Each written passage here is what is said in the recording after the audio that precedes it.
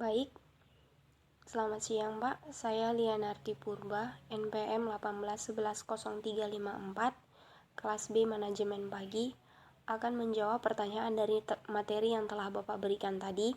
Yang pertama, menurut pendapat Anda, mengapa keuangan syariah lebih maju di London, Inggris daripada di Indonesia?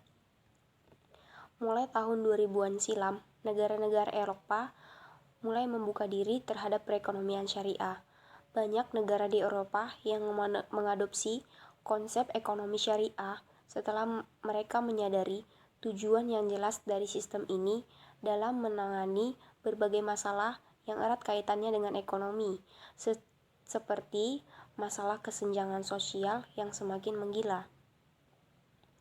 Atmosfer perkembangan pesat bank syariah mulai terasa sejak tahun 2000-an. The Islamic Bank of Britain atau IBB resmi berdiri dan menjadi bank syariah pertama di Eropa yang diikuti dengan prestasi gemilang perbankan syariah di negara tersebut.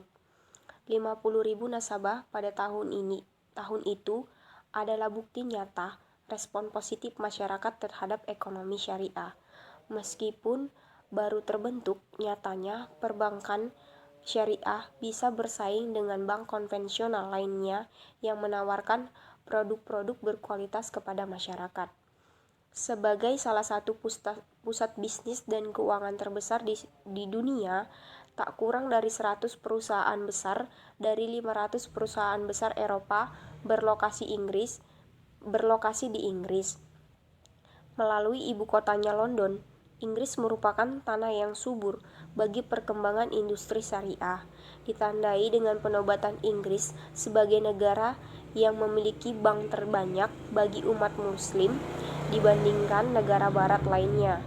Aset perbankan syariah di Inggris mencapai 18 miliar dolar AS atau 12 miliar pound sterling dari total aset perbankan syariah global sebesar 778 miliar dolar AS di 2014, melebihi aset perbankan syariah di negara lain seperti Pakistan, Bangladesh, Turki, dan Mesir. Walaupun bukan berasal dari negara muslim, Inggris merupakan negara maju dalam menerapkan ekonomi syariah. Sejak awal, perekonomian Inggris memang didasari kesejahteraan sosial yang dipadukan dengan pasar bebas. Alasan itu yang membuat Inggris merasa cocok dengan sistem ekonomi syariah. Tidak ada satupun sektor yang bisa menghindari krisis global. Akan tetapi, keuangan syariah menunjukkan ketahanan yang sangat luar biasa. Hal ini pun memicu ketertarikan negara barat lainnya terhadap konsep ekonomi Islam, seperti Prancis, Jerman, Italia, yang pada akhirnya juga mengadopsi sistem ini. Industri perbankan syariah bisa berkembang dengan sedemikian pesatnya karena komitmen sistem tersebut pada pengentasan kemiskinan, penegakan keadilan dalam pertumbuhan ekonomi, penghapusan spekulasi mata uang yang berdampak terciptanya iklim perekonomian yang sehat dan stabil, dan sistem bagi hasil sehingga tidak mengalami speed sebagaimana yang dialami oleh bank-bank konvensional. Dengan begitu, para pelaku ekonomi tidak terbatas hanya pada kalangan atas saja. Kalangan kecil pun bisa bermain di pasar ekonomi dunia.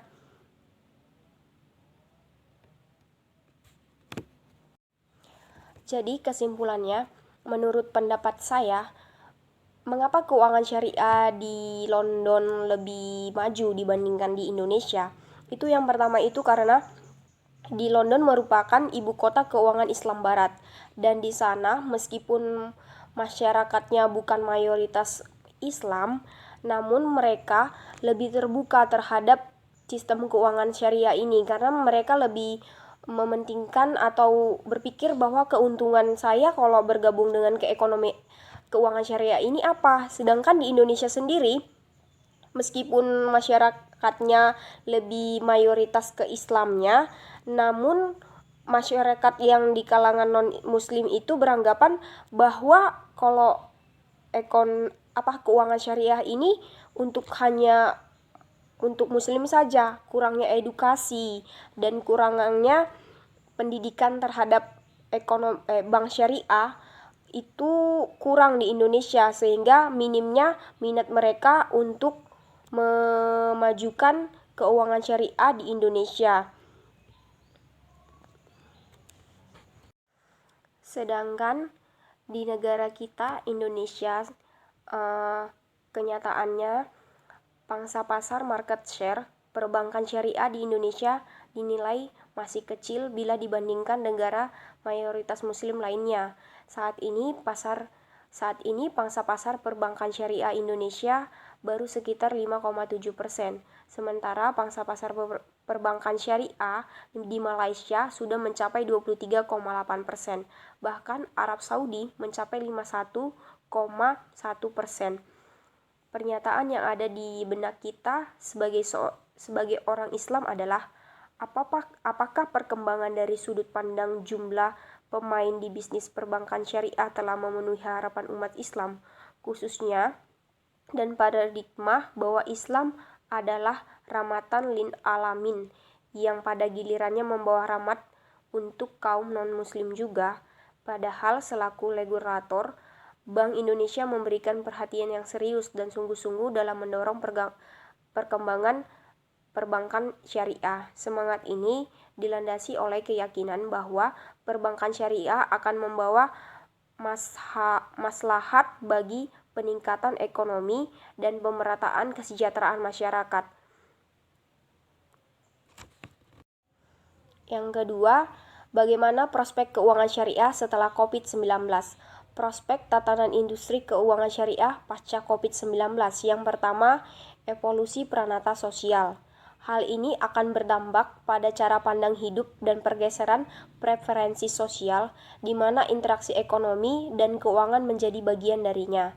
Pandemi saat ini telah mengajarkan kepada kita welas asih, solidaritas, dan kemampuan bersama tanpa memandang latar belakang negara, etnis, dan agama. Belajar dari nilai-nilai tersebut, bukan tidak mungkin komunitas global akan mempertanyakan eksistensi dan relevansi dari sistem dan tatanan kelembagaan keuangan yang telah menghasilkan apa yang disebut dengan L-Erian sebagai ketimpangan trifecta, yakni ketimpangan pendapatan, kekayaan, dan kesempatan. Kedua, perubahan metode berbisnis diiringi dengan proses meluasnya digitalisasi. Seiring dengan poin pertama di atas, ditambah dengan meluasnya digitalisasi, cara berbisnis, metode kerja, dan transaksi keuangan juga dapat berubah drastis. Otomasi, proses produksi, dan proses transaksi keuangan akan terjadi hanya dalam hitungan persekian detik. Bagi keuangan syariah, ini akan menimbulkan wilayah tantangan baru yang harus diimbangi dengan ide-ide segar. Yang ketiga, kemunculan jenis-jenis aset baru. Realitas akan era digital baru akan mengubah pengertian aset. Konsekuensinya, lanskap dan building block kontrak keuangan syariah akan menemukan keseimbangan baru. Karakteristik DNA akan menjadi penting untuk menentukan parameter syariah sebuah transaksi keuangan syariah. Yang keempat, prospek lahirnya mata uang global baru. Momentum kelahiran mata uang global baru yang mengancam eksistensi fiat money tidak bisa dinegosiasi. Kombinasi cryptocurrency dan teknologi blockchain akan kian menemukan momentumnya. Yang kelima, pergeseran tren dari globalisasi menjadi regionalisasi. Pandemi telah mengungkapkan ketergantungan dunia yang cukup akut terhadap Cina yang mengendalikan sepertiga rantai pasokan global. Hal ini dapat memicu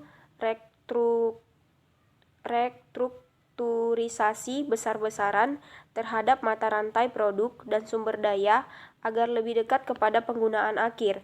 Perusahaan juga akan lebih terpacu untuk melokalkan atau membuat regionalisasi rantai pasokan mereka. Dalam konteks keuangan syariah dan pengembangan industri, Hal ini menjadi pembuka jalan bagi realisasi efektif kerjasama selatan-selatan di antara negara-negara anggota Organisasi Kerjasama Islam. Jadi, prospek tatanan industri keuangan syariah pasca COVID-19 itu ada 5.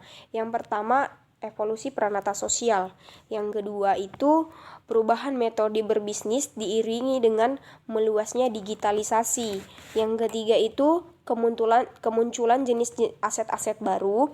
Dan yang keempat, prospek lahirnya mata uang global baru. Dan yang kelima itu pergeseran tren dari globalisasi menjadi regionalisasi. Baik, sekian materi yang dapat saya jelaskan. Semoga dapat bermanfaat. Sekian dan terima kasih.